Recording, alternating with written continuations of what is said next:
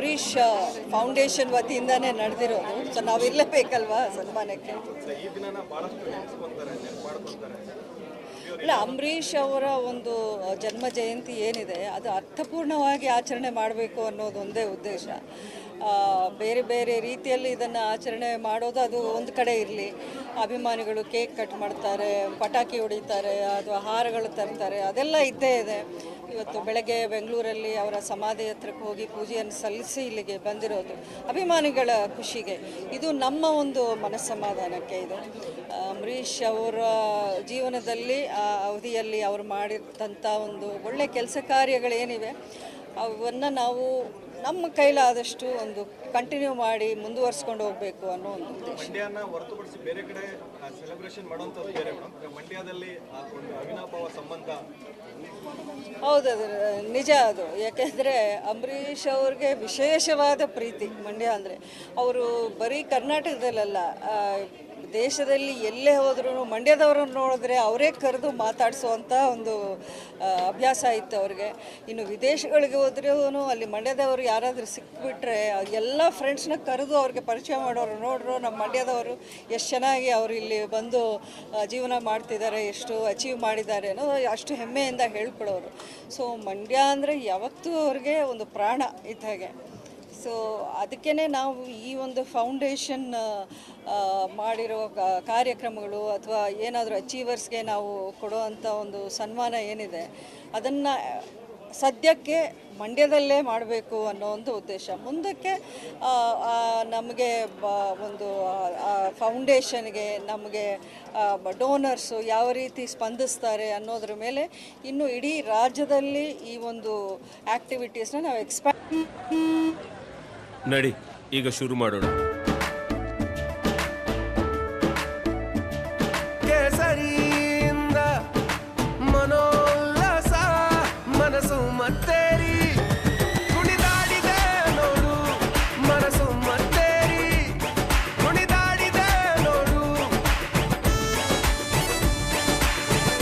ಕ್ಷಣ ಕ್ಷಣವೂ ಆಚರಿಸಿ ಕೇಸರಿ ಹಬ್ಬ. ವಿಮಲ್ ಬಾಯಲ್ಲಿ ಹೇಳಿ ಕೇಸರಿ ಮಾಡಬೇಕು ಅನ್ನೋ ಒಂದು ಆಸೆ. ಅಲ್ಲ, ಎಲ್ಲ ಕ್ಷೇತ್ರಗಳು ಈಗ ಅಂಬರೀಷ್ ಅವ್ರಿಗೆ ಇಷ್ಟವಾದಂಥದ್ದು ಈಗ ಆರ್ಟ್ಸ್. ಅವರು ಸಿನಿಮಾ ರಂಗದಲ್ಲಿ ಬಂದವರು, ಅವರಿಗೆ ಕಲ್ಚರ್, ಆರ್ಟ್ಸ್ ಆ್ಯಂಡ್ ಕಲ್ಚರ್ ಅಂದರೆ ತುಂಬ ಗೌರವ ಪ್ರೀತಿ ಇತ್ತು. ಸೊ ಆರ್ಟ್ಸು, ಆಮೇಲೆ ಸ್ಪೋರ್ಟ್ಸು, ಆಮೇಲೆ ಸಮಾಜ ಸೇವೆ, ಈ ರೀತಿ ಪ್ರತಿಯೊಂದು, ಈಗ ಶಿಕ್ಷಣ ವ್ಯವಸ್ಥೆ ಇರ್ಬೋದು, ವೈದ್ಯರಿರ್ಬೋದು, ಅಥವಾ ಆರ್ಗ್ಯಾನಿಕ್ ಫಾರ್ಮಿಂಗ್ ಇರ್ಬೋದು, ಯಾವುದೇ ಒಂದು ಕ್ಷೇತ್ರದಲ್ಲಿ ಒಂದು ಅಪೂರ್ವವಾದ ಸಾಧನೆಯನ್ನು ಮಾಡಿರೋರು, ಅವರನ್ನು ಗುರುತಿಸಿದ್ರೆ ಅವರು ಒಂದಷ್ಟು ಜನಕ್ಕೆ ಇನ್ಸ್ಪಿರೇಷನ್ ಆಗ್ತಾರೆ ಅನ್ನೋದು ನಮ್ಮ ಆಸೆ. ಲೋಕಸಭಾ ಚುನಾವಣೆಯ ಫಲಿತಾಂಶ ಕೆಲವೇ ದಿನಗಳ ಬಾಕಿ ಇದೆ. ಮಂಡ್ಯ ಸೇರಿದಂತೆ ರಾಜ್ಯದಲ್ಲಿ ಹೇಗೆ ನಿರೀಕ್ಷೆ ಇದೆ? ನಾನು ಆ ರೀತಿ ಪ್ರೆಡಿಕ್ಷನು, ನಿರೀಕ್ಷೆ ಅದೆಲ್ಲ ನಾನು ತಲೆ ಕೆಡಿಸ್ಕೊಳ್ಳೋದು. ನನ್ನ ಎಲೆಕ್ಷನ್ ಇದ್ದಾಗಲೇ ನಾನು ತಲೆ ಕೆಡಿಸ್ಕೊಂಡಿಲ್ಲ. ಈಗ ಸದ್ಯಕ್ಕೆ ನಾನು ಬಿ ಜೆ ಪಿ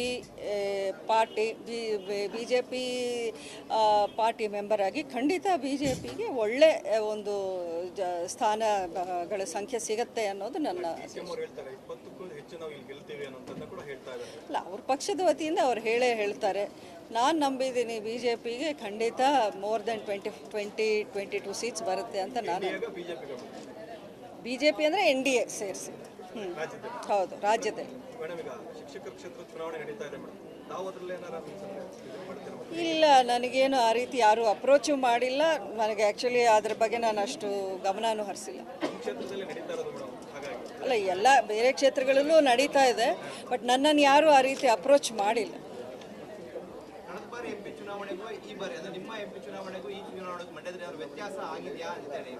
ಅದು ನೀವೇ ಹೇಳಬೇಕು. ನನ್ನ ಚುನಾವಣೆ ಆಗಿರೋ ರೀತಿ ಅದು ಒಂದು ಐತಿಹಾಸಿಕವಾಗಿತ್ತು. ಬಹುಶಃ ಆ ರೀತಿ ಒಂದು ಚುನಾವಣೆ ನೀವು ಇನ್ನು ಅದು ಎಷ್ಟು ವರ್ಷಗಳಾಗ್ಬೋದೋ ಗೊತ್ತಿಲ್ಲ, ಮತ್ತೆ ಅದನ್ನು ರಿಪೀಟ್ ಆಗೋಕ್ಕೆ. ಅದನ್ನು ಅಷ್ಟು ಬೇಗ ನಾವು ಮತ್ತೆ ಆ ರೀತಿಯ ಒಂದು ಚುನಾವಣೆ ನೋಡೋಕ್ಕೆ ಸಾಧ್ಯ ಆಗೋದಿಲ್ಲ ಅಂತ ನನ್ನ ಉದ್ದೇಶ. ಯಾಕಂದರೆ ಒಂದು ಇಂಡಿಪೆಂಡೆಂಟ್ ಆಗಿ ನಿಂತುಕೊಂಡು ಇಡೀ ಸರ್ಕಾರವನ್ನೇ ಎದುರಾಕೊಂಡು ಸ್ಪರ್ಧೆ ಮಾಡಿದ್ದು, ಗೆದ್ದಿದ್ದು ಅನ್ನೋದು ಅಷ್ಟು ಸುಲಭವಾದ ವಿಷಯ ಏನಿರಲಿಲ್ಲ. ಆದ್ರೂ ಪ್ರತಿಯೊಂದು ಚುನಾವಣೆಗೆ ಬೇರೆ ಬೇರೆ ರೀತಿಯ ಒಂದು ಬಣ್ಣ ಇರುತ್ತೆ, ಅದರಂತೆ ನಡೆಯುತ್ತೆ ಅದು. ನಮಗೆ ಬಿಜೆಪಿ ಸೇರ್ಪಡೆ ಆಗಿದ್ದೀರಾ, ಪಾರ್ಟ್ ಆಫ್ ಬಿಜೆಪಿ ಆಗಿದ್ದೀರಾ. ಉತ್ತರ ಮುಂದಿನ ಏನಿರುತ್ತೆ ಮೇಡಮ್? ಏನಾರ ಸೂಕ್ತ ಸ್ಥಾನಮಾನ? ಯಾಕಂದ್ರೆ ಈಗ 4 ನಂತರ ಮಾಜಿ ಆಗ್ತೀರಾ, ತಮ್ಮನ್ನ ಏನಾರ ಬಳಸ್ಕೊಳ್ಳೋಂಥದ್ದು ಅಥವಾ ಏನಿರುತ್ತೆ ಮೇಡಮ್ ಪ್ಲಾನಿಂಗ್? ಅಥವಾ ನೋಡಿ, ಇದೆಲ್ಲ ಫಸ್ಟು ನಾವು ಏನು ಹಂತವಾಗಿ ಯೋಚನೆ ಮಾಡಬೇಕೆ ಹೊರತು ಎಲ್ಲವೂ ಒಂದೇ ದಿನ ಆಗತ್ತೆ ಅಂತ ನಾವು ಎಕ್ಸ್ಪೆಕ್ಟ್ ಮಾಡೋದು ತಪ್ಪಾಗತ್ತೆ. ಖಂಡಿತ ಈಗ ಫಸ್ಟು ಈಗ ನಾವೆಲ್ಲ ಎದುರು ನೋಡ್ತಾ ಇರೋದು ಚುನಾವಣೆಯ ಒಂದು ಫಲಿತಾಂಶ. ಅದು ಯಾವ ರೀತಿ ಬರುತ್ತೆ, ಎಷ್ಟು ಬರುತ್ತೆ, ಅದಾದಮೇಲೆ ಗೌರ್ಮೆಂಟ್ ರಚನೆ ಆಗಬೇಕು. ಇದೆಲ್ಲ ಆದಮೇಲೆ ತಾನೇ ನಾವು ಕಾದು ನೋಡಬೇಕಾಗಿದೆ. ಈಗಲೇ ನನಗೇನೋ ಬೇಕು, ಏನು ಕೊಡ್ತೀರಾ, ಅದು ಕೊಟ್ಟಿಲ್ಲ, ಇದು ಬಂತ ಬರಲ್ವಾ ಅನ್ನೋ ಯೋಚನೆ ತಲೆ ಕೆಡಿಸ್ಕೊಳ್ಳಲ್ಲ. ನೀವು ಕೇಳ್ತಿದ್ದೀರಾ ಅಂತಲ್ಲ, ಆ ಥರದ್ದೇನು ಚರ್ಚೆ ಆಗಿರೋದು? ಯಾಕಂದ್ರೆ ತಮ್ಮನ್ನ ಸೇರಿಸ್ಕೊಬೇಕಾದ್ರೆ ಈ ಥರದ್ದು ಇರುತ್ತಲ್ಲ, ಚರ್ಚೆ ಆಗಿರುತ್ತಲ್ಲ ಮೇಡಮ್? ಅಲ್ಲ, ಖಂಡಿತ ನೀವೇ ಕೇಳಿದ್ದೀರಾ. ಅವರು ರಾಧಾ ಮೋಹನ್ ದಾಸ್ ಅವರ ಹೇಳಿಕೆಯನ್ನು ನೀವು ಕೇಳಿದ್ದೀರಾ, JP ನಡ್ಡಾ ಅವರ ಒಂದು ಹೇಳಿಕೆಯನ್ನು ಬಹುಶಃ ನಿಮಗೆ ನಿಮ್ಮ ಗಮನದಲ್ಲಿದೆ ಅಂತ ಅಂದ್ಕೊಂಡಿದ್ದೀನಿ. ಖಂಡಿತ ಪಕ್ಷದಲ್ಲಿ ಒಳ್ಳೆಯ ಭವಿಷ್ಯ ನಿಮಗಿದೆ ಅನ್ನೋವಂಥ ಮಾತನ್ನಂತೂ ಅವರು ಹೇಳಿದ್ದಾರೆ. ಸೊ ಅದಕ್ಕಿಂತ ಹೆಚ್ಚಾಗಿ ನಾನು ಅದರ ಬಗ್ಗೆ ಏನೂ ಯೋಚಿಸಿಲ್ಲ. ನಾವು ನಿರೀಕ್ಷೆ ಮಾಡಿಲ್ಲ ಅಂದ್ರೆ ಮೇಡಮ್, ನಮ್ಮ ಜೊತೆಯಲ್ಲಿರುವಂತಹ ತಮ್ಮ ಅಭಿಮಾನಿಗಳು ಕಮಲವ್ರಿಗೆ ಏನಾರು ಸಿಗ್ಬೋದಾ, ಏನು ಸ್ಥಾನ, ಈ ಥರದ ಚರ್ಚೆಗಳು ಕುತೂಹಲ ಸಾಮಾನ್ಯವಾಗಿರುತ್ತಲ್ಲ, ಹಾಗಾಗಿ ತಮಗೆ ಒಂದು ಪ್ರಶ್ನೆ. ಅಲ್ಲ, ಅದಕ್ಕೆಲ್ಲ ನಾವು ಕಾಲನೇ ಉತ್ತರ ಹೇಳಬೇಕಾಗಿದೆ. ಈ ಸದ್ಯಕ್ಕೆ ಎಲೆಕ್ಷನ್ ರಿಸಲ್ಟ್ ಬರಲಿ ಫಸ್ಟು, ಅದಾದಮೇಲೆ ತಾನೇ ಈ ಚರ್ಚೆಗಳೆಲ್ಲ ಆಗಬೇಕು. ನಿಮ್ಮ ಕಾನ್ಸಂಟ್ರೇಷನ್ ಕೇಂದ್ರದ ಕಡೆ ಇರುತ್ತಾ ಅಥವಾ ರಾಜ್ಯದಲ್ಲೇ ಇರುತ್ತೆ? ಅಲ್ಲ, ಸದ್ಯಕ್ಕೆ ರಾಜ್ಯದಲ್ಲಿ ಅಂತ ಕಾನ್ಸಂಟ್ರೇಟ್ ಮಾಡೋದಂತ ಏನಿದೆ. ಈಗ ಎಲೆಕ್ಷನ್ ಅಂದರೆ ಇನ್ನೊಂದು 4 ವರ್ಷ ಕಾಯಬೇಕಾಗಿದೆ. ಖಂಡಿತ ಕೇಂದ್ರದಲ್ಲಿ ಕಾನ್ಸಂಟ್ರೇಟ್ ಮಾಡಬೇಕು ಅನ್ನೋ ಅಂದ್ಕೊಂಡಿದ್ದೀನಿ, ಗೊತ್ತಿಲ್ಲ.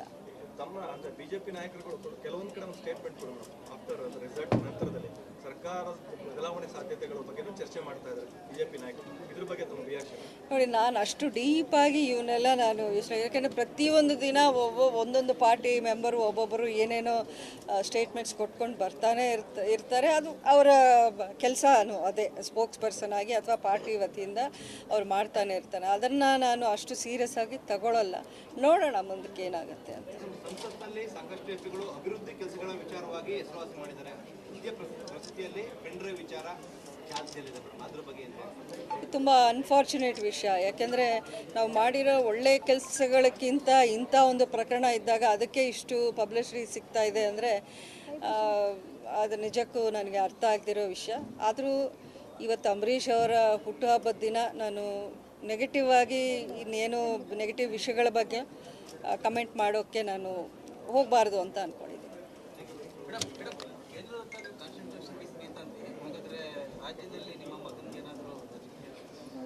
ನೋಡಿ, ನಾನು ಮೊದಲೇ ಹೇಳಿದ್ದೀನಿ, ಒಂದು 20 ಸತಿ ಹೇಳಿದ್ದೀನಿ, ರಾಜಕೀಯವಾಗಿ ನಾನು ನನ್ನ ಮಗನ ಭವಿಷ್ಯದ ಬಗ್ಗೆ ನಾನಂತೂ ಏನೋ ಒಂದು ಸ್ಟೆಪ್ಸ್ ಹಾಕೋದು ನಾನು.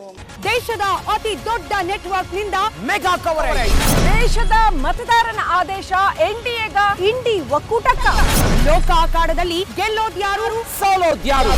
ಕರುನಾಡಿನ 28 ಕ್ಷೇತ್ರಗಳ ನಿಖರ ಫಲಿತಾಂಶ. ಫಾಸ್ಟ್ ರಿಸಲ್ಟ್, ಪಕ್ಕಾ result. Number 1 election team, number 1 network, number 1 coverage.